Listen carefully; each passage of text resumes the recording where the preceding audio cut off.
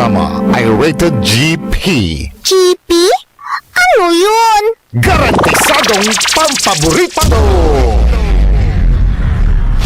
Sa programa mangiter nadalan at saray ay sa kialinawa tang opinyon unong adliknaan na saray umbalay at saray issue yung makakaapekto at bilay kawayangan tan kanupagan na balang sinansakay liknaay babalay manangilaban at kanupagan tan kawayangan at saray umbalay kapaborito RJ Jimenez liknaay babalay naringalan Lunes hanggang Biyernes DWJE 88.1 FM Radyo Pangasinan Liknaay Babalay.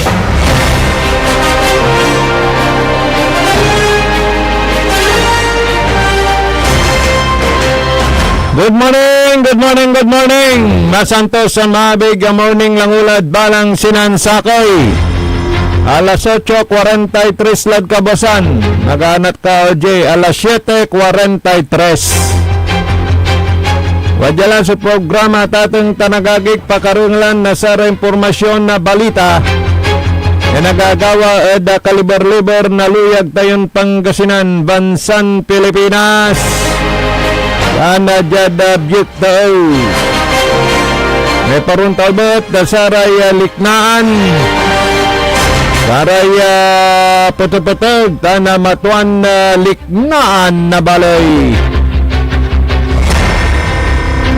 Petsa 22 sa bulan na Abril 2026.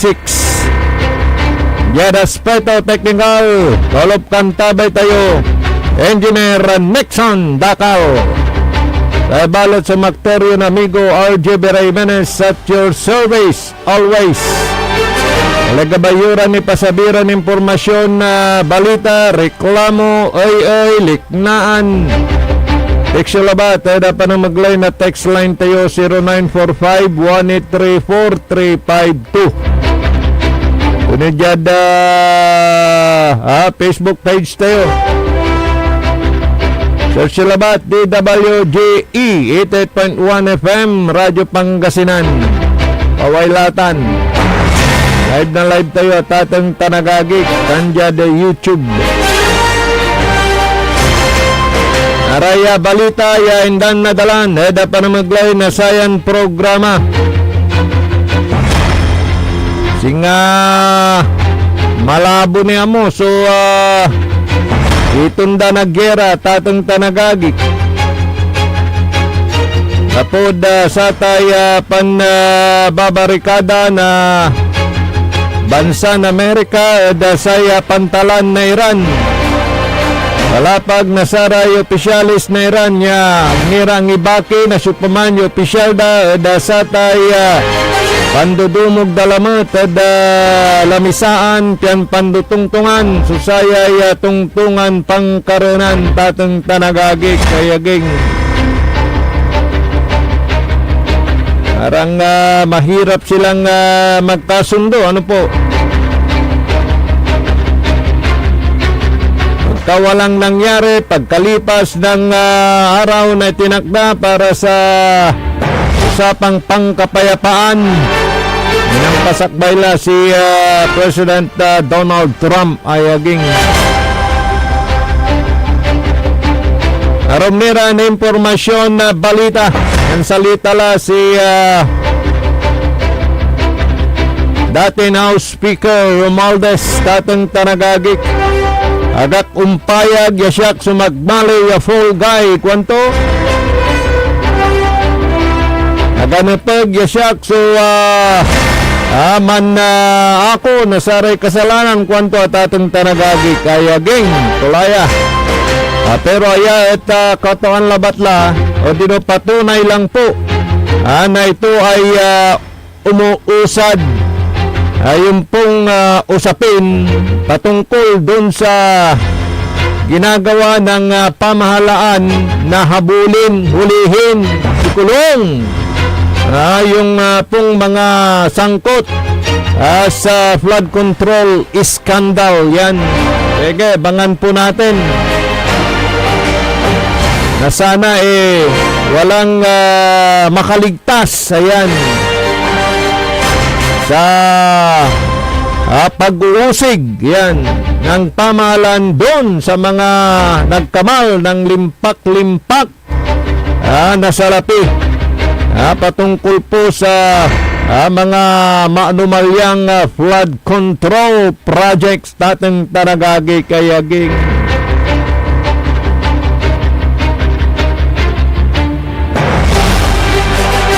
Meron na impormasyon na balita.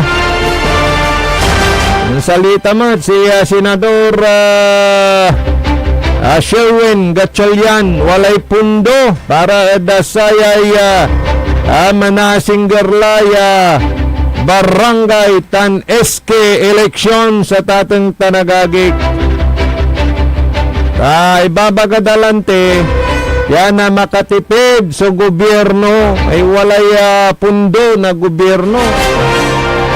Walalay inggagala kwanto para dasatay panakandak panggawa na barangay elections na anita singbatantitan.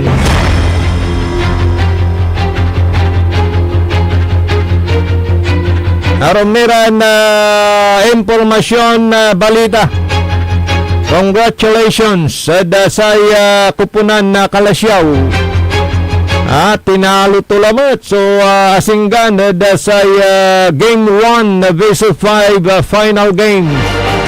Nasay Intertown Basketball Tournament Governor's Cup dasay Luyag na Pangasinan. Diretso la. So panalo nasay kupunan na Kalasyaw.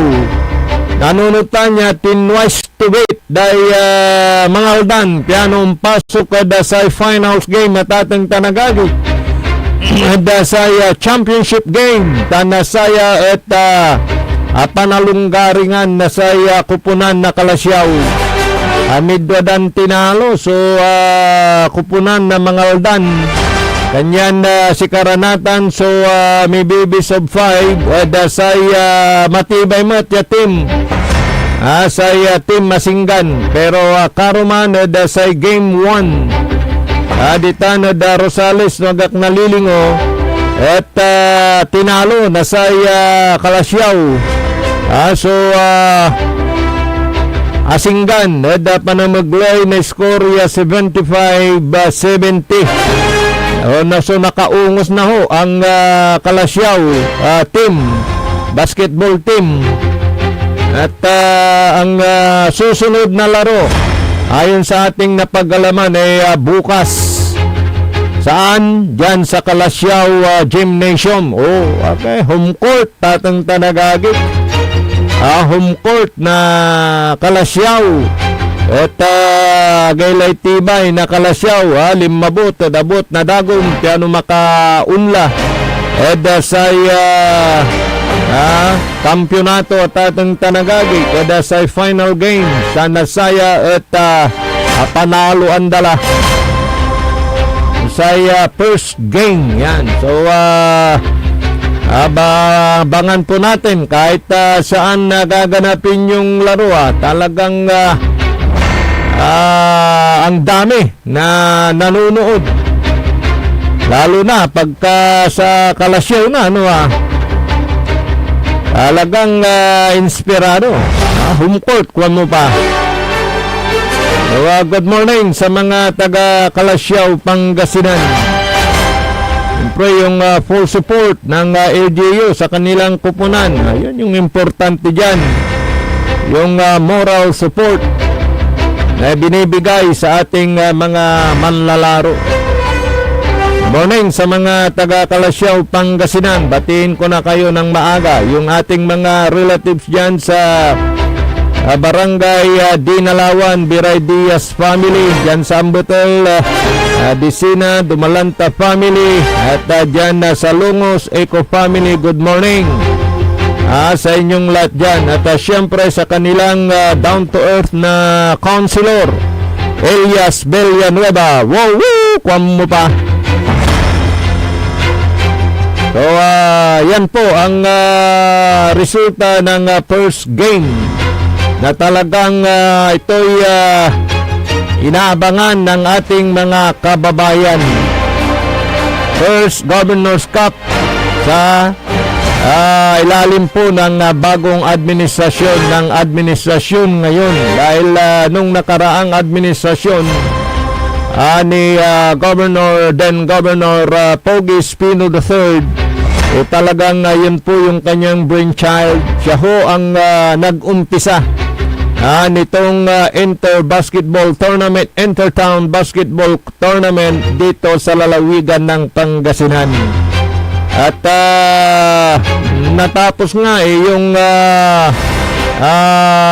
third conference sa naturang liga hanggang sa matigil dahil ho sa pandemic nung dumating ang COVID-19. Pero noon talagang ito ay pinaghahandaan ng ating mga kabataan na manlalaro ng basketball yan. At maalala po natin na ang unang nag-champion sa Intertown Basketball Tournament, Governor's Cup sa Pangasinan, sa panahon ni dating Gobernador Pogi Espino, ito hong bayan ng Binmalay, na kung saan ang kanilang kalaro sa kampyonato kalaban ito pong bayan ng Manawag. At tinalo nga yung bayan ng Manawag. So nag-champion yung bayan ng Binmalay. At sa second conference naman, siguro ang praktisiran maong ang alaran na matitibay player. Ito namang aming bayang Lingayen ang siyang nag-champion nung second conference. At ang kalaban nila ulit ay ang Manawag, Pangasinan, na kung saan nanalo ho ang Lingayen, nag-champion ng Lingayen. So pangalawa ulit ang Manawag. At nung third conference, siguro nag-practice din maigi, kumuha ng mga matitibay na player. Ito namang Ordaneta City. At ang kanilang katunggali sa kampyonato, sa final games, ito hong ulit bayan ng Manawag. So, matibay yung bayan ng Manawag nung mga unang Governor's Cup Intertown Basketball Tournament. Sila yung pumangalawa ulit yan. Paalala ko nga noon nilaro yan sa bayan ng Kalasyaw yung do or die match para sa kampyonato Panalo na sana yung Manawag at that time, pero nung inimbound yung bola, isang lamang 3 seconds o 5 seconds ang nalalabi nung inimbound nung Manawag yung bola, na-intercept ng Manawag ay ng Ordaneta. So agad nila itong ibinuslo sa ring at pasok, kaya lumamang ang Ordaneta ng isa. Yun.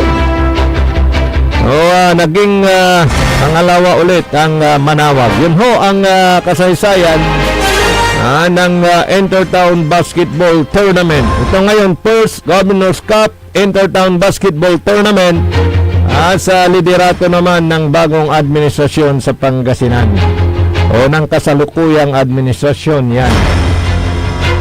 So yung Manawag, Engineer Nixon, naka-Grand Slam sa pangalawa. Ayan. By the way, ngayon speaking of bayan ng Manawag, ayun ho, ginagawa yung 100 years na canonical pangungurona kay Apo Baket, Mama Mary. At ayon sa ating mga nakuhang impormasyon, talagang sobrang dami na po yung mga deboto dyan ho sa bayan ng Manawag, Pangasinan. At naka-alerto na rin ang ating mga law enforcers at mga force multiplier dyan ho sa bayan ng Manawag, Pangasinan, para ho sa pagmamantine ng daloy ng trapiko at yung peace and order situation po dyan, nakalalay ang ating mga kapulisan. May mga itinalaga naman na mga parking space para sa mga deboto natin nasasaksi sa pangongorona kay Apo Bakit Mama Mary. So yung mga pupunta po dyan, pinapayuan na magdala ng payong dahil sa init ng araw, magdala ng mga inumin dahil ngayon mainit ang panahon at yung nauna nang sinabi ni Mayor Ming Rosario na hindi kayo lahat pwede na lumapit doon mismo sa harap ng simbahan kung saan nilalabas si Mama Mary at dyan po siya gagawin, sasagawa yung seremonya ng canonical. So ito po ay maaga na pinagpreparahan ng simbahang Katoliko o Katolika dyan sa Manawag at ng LGU Manawag. Kaya magdala ho kayo ng pananggalang sa init dahil yung pong mga parking area na itinalaga patungo doon sa Basilica, maglalakad na po kayo. Hindi na po pwede na iasinggur yun ni Ratay luganan nyo. Hindi kayo makakalapit, nakasakay sa luluganan ninyo, sakyan ninyo, patungo dyan po sa mismong simbahan. At sa dami ng tao na dadagsa, meron na hong mga lead walls na pwede ninyong masaksiyan, mapanood yung kaganapan dun mismo sa loob at harap ng simbahan ng bayan ng Manawag. So yun po yung advice sa mga pupunta pa lang at sasaksi sa seremonya ng canonical coronation dyan po sa bayan ng Manawag. At ingat-ingat lang po. Taro maniran na impormasyon na balita pananaglay na saya na programa na likna ay balay naringlan kasumpalan na pigaran makanan paymano manalapod saray manangantabay. Ang puta-putang Iren Balita. Huwag niyo kong subukan. I am sorry. Kung walang kurap, walang mahirap. My God, I hate drugs. Mahiya naman kayo sa inyong kapwa Pilipino. Ang puta-putang Iren Sunata. Tama yung... Son, ang puta-putang Iren Impormasyon. Aya, so number 1 pop music station. DWJE 88.1 FM. Radyo Pangasinan. Paborito. Parad aliguas, tan arangkaday kalasyaw, ang inyong lingkod sa ating bayan. Ang bawat isa ay mahalaga. Sama-sama nating itaguyod ang disiplina, malasakit, at tunay na pagbabago. Sa tulong ng inyong suporta, patuloy nating mapapalago ang ating komunidad. Malinis, ligtas, at maunlad. Isang mensahe mula kay Mayor Patrick Agustin Caraman. Kasama ninyo sa bawat hakbang tungo sa progresibong bayan. Alagang Caraman, Kalasyaw, para sa lahat.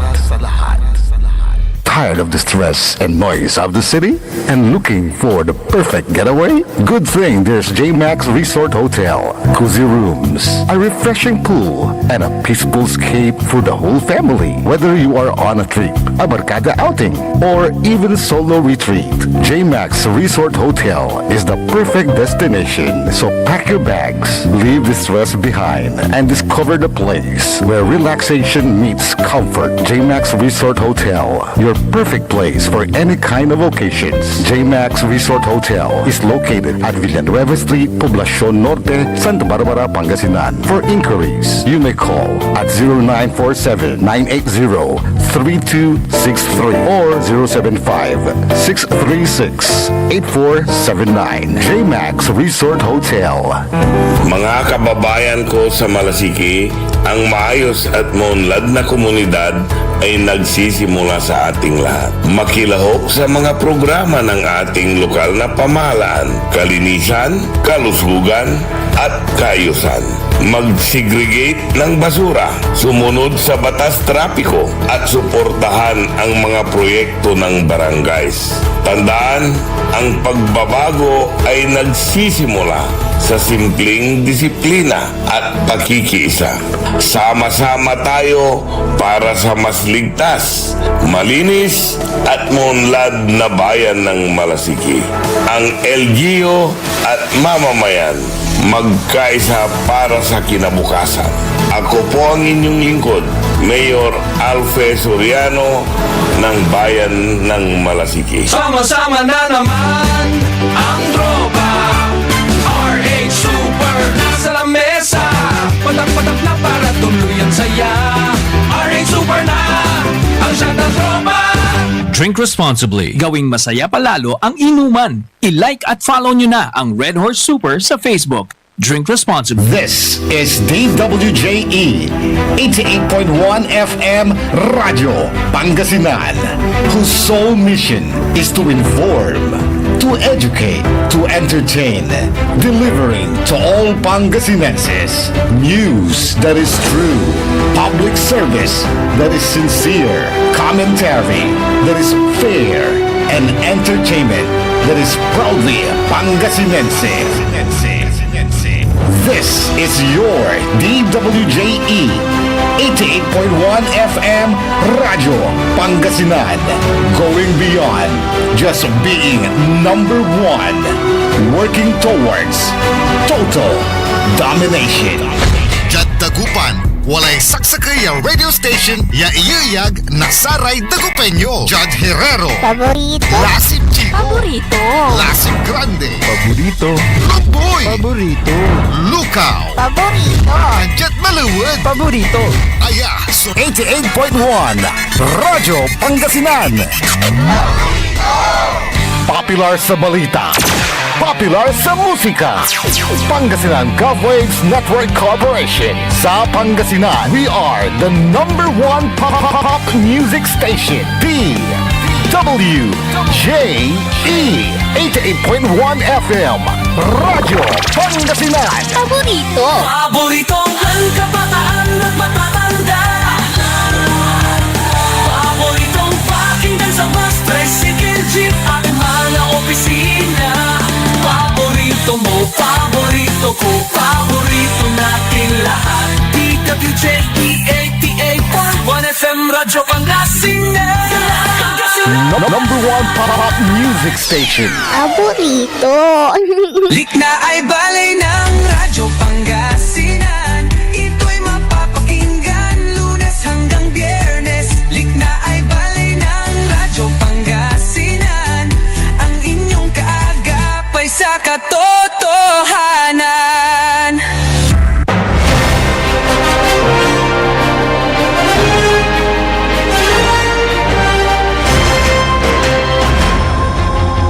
Alas 8:50 kabasan. Tuloy-tuloy ang programa na Liknaay Balay. Paipaparuntal din na saray impormasyon balita na nagagawa ni Eda Kaliber-Liber na luyag na Pangasinan. Kana jada Bansan, Pilipinas. Siyempre jada Spito Technical. Palapkan tabay tini si Engineer Nexan Dakal. Siyempre, palapkan tabay mo, amigo yo, RJ Jimenez at your service always. Good morning sa mga suki nating tagapakinig. Yan po sa bayan ng Binmalay, Pangasinan. Insan Philip Tigno, good morning. Si Clarence Villa, good morning Majumbo. Palaging dami mong thumbs up kahapon okay.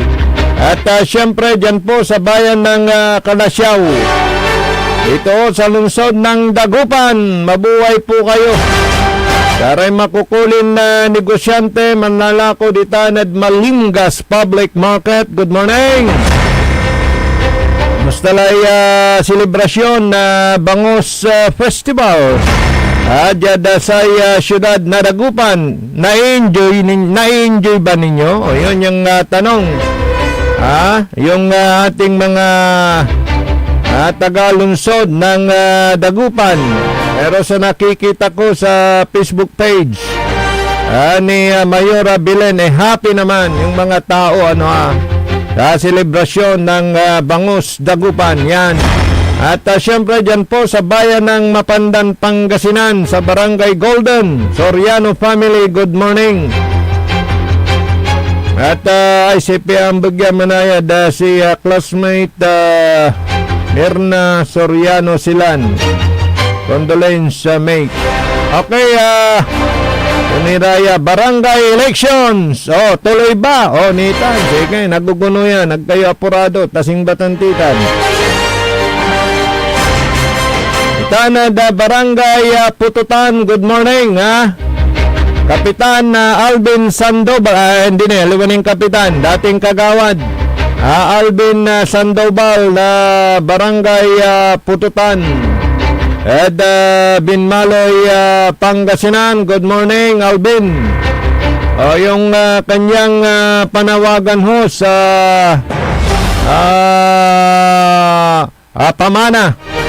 Pamana Water District. Dyan po sa barangay Pututan, mayroon ho kayong mahabang kable dyan. Na kitang-kita lang sa daan, nagyumatlabat la ingkot-kot o dino tinabunan. Ayun po yung ipinarating ni amigo Alvin. Pakiasikaso naman para baka mamaya masira po yan, madiskaril yung serbisyo ng tubig para sa inyo pong kapakanan yan. At sa mga barangay officials dyan sa barangay Pututan, Binmaloy, Pangasinan, at sa bumubuo ng Pamana Water District dyan sa Binmaloy, pasyalan po ninyo dahil yung mahabang kable po ng tubig, daluyan ng tubig, nakatiwangwang lang ho. Ayun naman yung panawagan nila dyan para hindi ho masira at hindi ho madiskaril yun hong serbisyo ng tubig dyan ho sa barangay Pututan, Binmaloy, Pangasinan. So yung usapin naman sa barangay elections, ito ho'y mainit-init. Dahil may mga sumasang-ayon sa postponement, pero yung mga iba tinitignan nila kung ito nga ba ay makatwiran para sa mga barangay officials na nakaupo ngayon. Kung ito ba ay makatwiran na postpone ulit dahil ilang ulit nang napospone tuloy na. Kasi ang usapin po dito, iyon pong pwede nating matipid.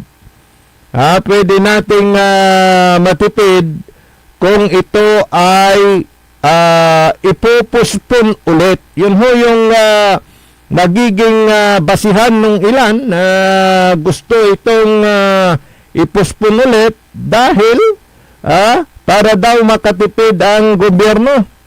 At yung atin pong matitipid siguro ay ilalan na lang sa mga gastusin dahil tayo po ay dumadanas ng krisis dahil ho sa nangyayaring gera dyan ho sa Middle East at kailangan nating magtipid, di po ba? Iyon yung kanilang parang kinakatwiran para ho mapospone yung eleksyon o kaya yun yung grounds, yun yung dahilan para ipospone itong barangay elections na nakatakda sa November 2. Taong kasalukuyan dahil yun po yung napagkasunduan na sana itapos na ito noong buwan ng Disyembre noong 2025 pero na-extend, na-postpone dahil po sa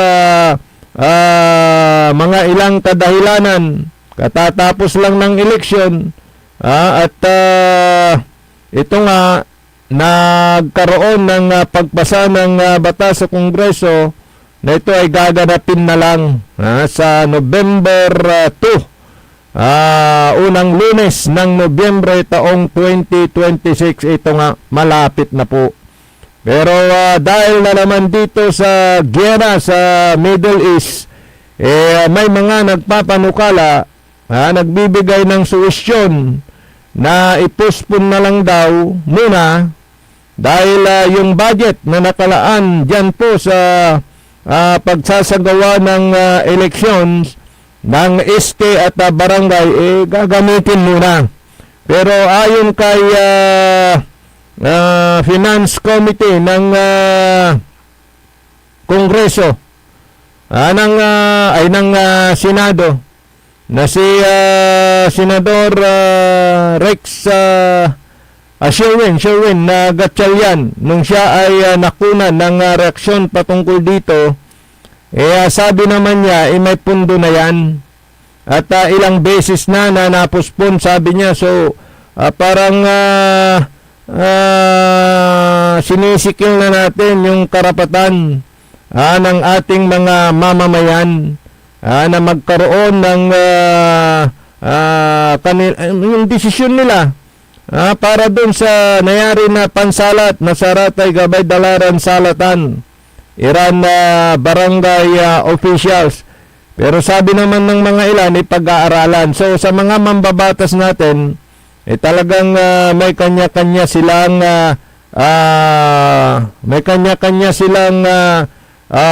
opinion patungkol dito.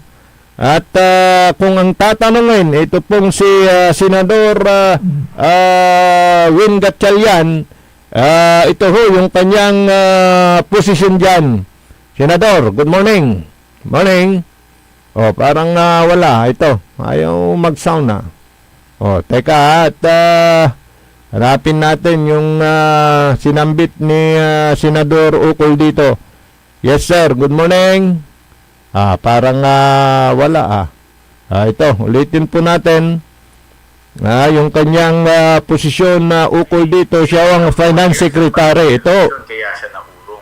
Sinabi kasi ng Korte Suprema nung huling pagsuspindi natin, last na yan at hindi nyo na pwedeng isuspindi dahil gumagawa lang kayo ng kahit anong dahilan. No? Dahil ang katapat naman nito ay pagkawala ng demokrasya at pagkawala ng oportunidad para sa mga kababayan natin pumili ng kanilang mga kandidato. Ayun ho yung malinaw na posisyon ni Senador Sherwin Gatchalian. So yung mga mambabatas po natin, may mga kanya-kanyang opinion po dyan. At sinambit pa niya at sinabi pa niya na pagka yung sa ayudang pag-uusapan, meron ho tayong inilaan na pundo para sa mga ganitong pangangailangan. At yung pong pundo para sa barangay elections, nandyan na po yan at nakahanda na po yan. Sige. So, siguro sa mga medyo alanganin na dahil hindi naman sila nagtrabaho at alam ng kanilang mga kabarangay yung kanilang style, yung kanilang pamumuno laos, siguro sila na yung nininervyos. Pero para doon sa mga talagang nagtratrabaho at binibigay yung todong pagtatrabaho at yung kanilang pagmamahal sa kanilang mga kabarangay, talagang wala silang takot. Di po ba? Kaya pag ang pag-uusapan ito hong barangay elections, talagang ninervyusin na yung mga walang ginawa. Sa mga may ginawa, talagang sila po ay handang-handa sa darating na barangay election. Kaya ito ay pinag-uusapan kung ipupuspon o hindi. Pero ayon ka kay Senador Sherwin Gatchalian, Finance Committee on Finance dyan sa Senado, meron naman na hong sapat na pundo para sa pagsasagawa ng barangay election. Kaya ulitin ko, yung mga walang ginawa, abay, ninervisyon na sila. Dahil na-extend na kayo, gusto nyo pang ma-extend dahil alam nila siguro na talo na sila. Diyan nga sa barangay poblasyon na Lingayen, ang kasalukuyang kapitan dyan, si Barangay Kapitan Hiram Hidalgo na siya ho yung Liga President. Diyan ho sa barangay poblasyon bayan ng Lingayen. So automatic, councilor, magtatapos na yung kanyang termino. Pero dahil sa kanyang magandang serbisyo sa kanyang mga kabarangay, abay sinisigaw na ang papalit kung maaari ay Hidalgo din. At ito nga, nilang sinisigaw na at iniikayat na kumandidato yung asawa naman ni Kapitan Hiram na si Madam Jane Hidalgo. Siya yung sa ngayon talagang napupusuan ng higit nakakaraming mga residente dyan sa poblasyon Lingayen, Pangasinan dahil sa magandang serbisyo na pinapakita ni Kapitan Hiram Hidalgo. So yun yung sinasabi ko. Pagka maganda yung ginagawa mo, gusto ng iyong mga kabarangay na magpatuloy ang ganong serbisyo. Pero kung ang nakikita nila wala, hindi umaakto, parang gano'n, ang isang kapitan, gusto na nilang palitan yun. So, siguro, ang nininervyos pagka malapit ng eleksyon, yung mga kandidato ulit na laos yung serbisyo. Pero pagka maganda yung serbisyo, hindi sila nangangamba. Kahit sa eleksyon na bukas yun.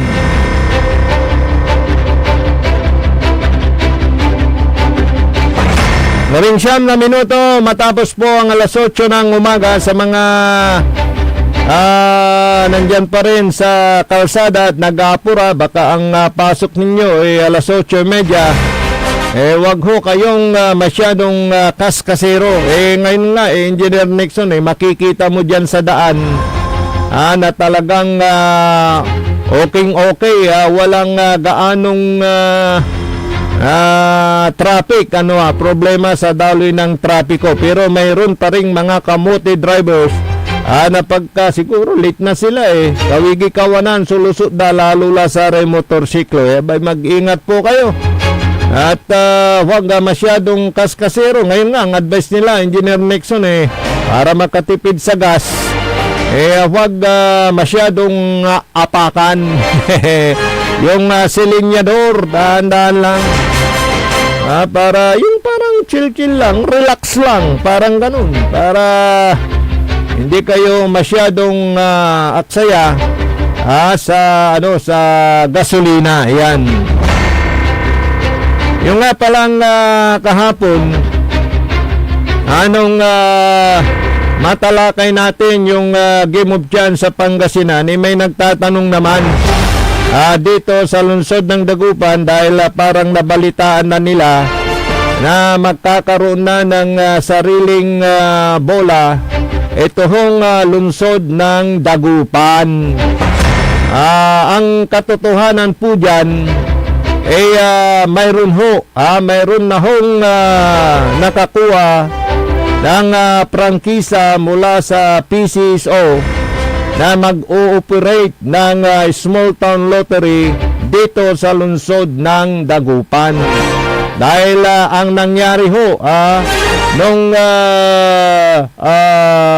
nag-lapse at nag-renew ng permit to operate o kaya prangkisa, ito pong may hawak ng small town lottery sa Pangasinan, yung Dagupan na i-separate. So ibig sabihin separate, at ito ay inopen para sa gustong magkaroon ng prangkisa ng STL dito sa lungsod ng Dagupan. Ito mismo ay ayon sa branch manager ng Pangasinan. So malinaw po yun na nagkaroon ng bakante. Ika nga, hindi na hahawakan nung nakakuha ng prangkisa ang Dagupan City, kaya naging open. At ito nga, mayroon na hong nabigyan ng prangkisa para mag-operate ng small town lottery dito sa lalawigan ng Pangasinan. At ito ho yung sa pagkakaalam ko Golden K Play Corporation. Golden K Play Corporation ata yun eh. Yun yung nakakuha ng prangkisa para ho sa small town lottery dito sa lungsod ng Dagupan. Malinaw po yun. Yun po naman ay ayon sa nakuhang impormasyon mula sa branch manager ng PCSO dito sa Pangasinan. So walang ano yun, separate yun. So sa nakakuha ng prangkisa sa lalawigan ng Pangasinan, ito hong Grand 88 Gaming Corporation, sa Dagupan naman separate na ho. Wayakin bakit? Dahil ang Dagupan City ay chartered city, hindi ho component city. Ang component city ay ang Ordaneta City, ang Alaminos City, at ang San Carlos City, dahil sila ay nasa pamumuno pa rin, under supervision pa rin ng provincial government ng Pangasinan. Pero ito hong Dagupan City separate na ho at chartered city, kaya ho hindi na ho sila bumubuto sa pagka-governor, sa pagka-board member. Hindi na ho, kahit sakop sila ng 4th District ng Pangasinan. Yun ho ang paliwanag patungkol dito sa pagiging separate ng Dagupan City when it comes dito sa operation ng small town lottery. Yan ho ang paliwanag po dyan doon sa nagtatanong. Di ba sa sa pulis, di ba, naging Dagupan City Police Office na rin, hindi station, dahil hindi na siya under jurisdiction ng Pangasinan Provincial Office dahil chartered city nga. So mayroon na ho silang sarili na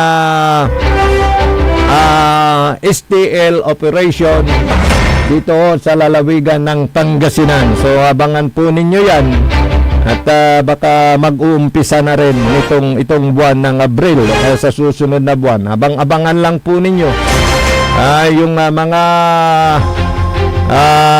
kasyudad natin dito sa lungsod ng Dagupan. Ang apulay malami oras sa programang Liknay Baloy.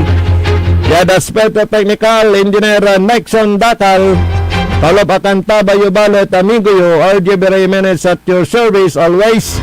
Talaran ng sublaya programang PEM, paninilbiyang agresibot matapat sa bayan ng Binmaloy. Naringlanyutan kasumpalan na pigaran makanan paimano. Ang putak-putang irang balita. Huwag niyo kong subukan.